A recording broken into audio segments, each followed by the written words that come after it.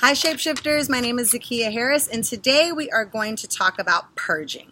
Now purging is not like cleaning, it's different than decluttering. Purging is really getting to the core, the root. When you think of when you throw up, right? You throw up from the depths of your soul. So purging is an opportunity for us to get into the depths of our living situation, our foundation.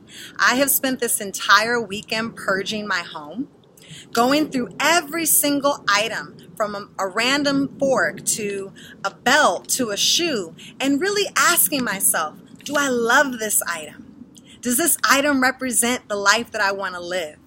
Is this item something that I feel reflects my authentic self? And if it doesn't, I'm letting it go. I'm releasing it and I'm making room for the things in my life that I really want to have. And to me, being a shapeshifter is a lifestyle. It's a lifestyle for us to be our most authentic selves, to bring our gifts to the world with absolute unapologetic boldness. And when you want new things to come in, new relationships, new life, new loves, new business, new money, you've got to make room.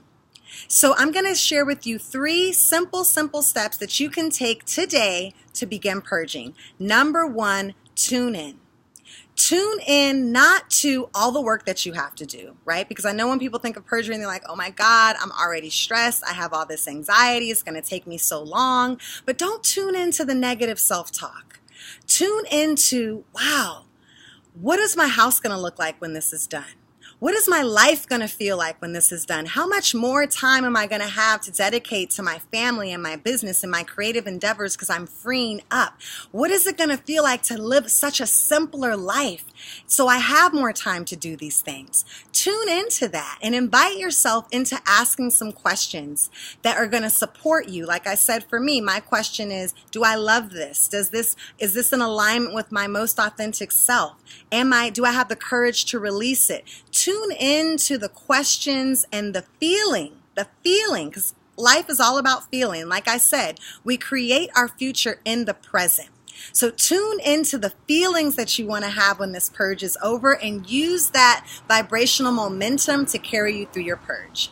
Number 2, throw yourself into the process. I know that there are some people who say, you shouldn't take too much time, do a drawer a day. I'm not with that. I say throw yourself into it. My world and my living room is hit up right now. I've got things I'm going to give away, things I'm going to keep, things that I'm going to throw out.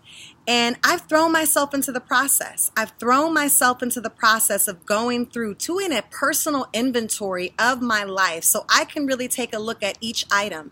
And what's happened through this process is I've rediscovered items. Oh my God, this book.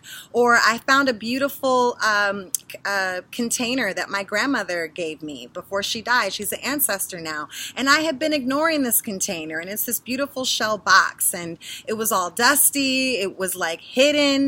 And I'm able to rediscover these treasures, these things to me that have so much sentimental value, that are wealthy to me. If someone were to come to my home, I don't have a lot of material things, but this is something that means a lot to me.